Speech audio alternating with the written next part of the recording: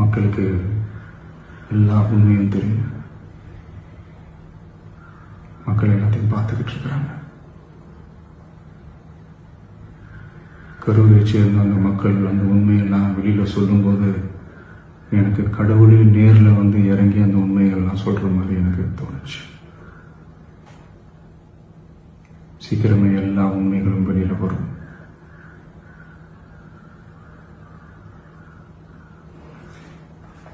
எங்களுக்கு தரப்பட்ட இடத்துல நாங்கள் போய் அந்த அந்த ஸ்பாட்டில் நின்று நாங்கள் பேசிட்டோம். அதை தாண்டி எந்த தவறும் எங்கள் சைடில் நாங்கள் எதுவும் செய்யலை. பட் இருந்தாலும் எங்கள் கட்சியை சேர்ந்த நிர்வாகிகள் தோழர்கள் மேலே எஃப்ஐஆர், அது மட்டும் இல்லை சோஷியல் மீடியாவை சேர்ந்த நண்பர்கள் தோழர்கள் அவங்க மேலே எஃப்ஐஆர்லாம் போட்டு இப்போ பிடிச்சிட்டு இருக்கிறாங்க.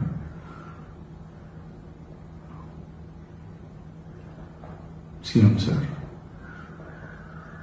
உங்களுக்கு ஏதாவது இந்த பழி வாங்கணும் அப்படின்ற எண்ணம் ஏதாவது இருக்குச்சுன்னா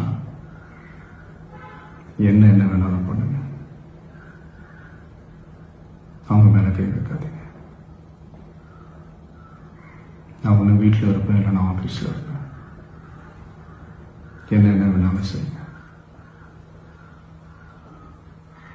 நண்பர்களே, தோழர்களே, நம்மளோட அரசியல் பயணம் இன்னும் ஸ்ட்ராங்காக, இன்னும் தைரியத்தோட கண்டினியூ ஆகும்.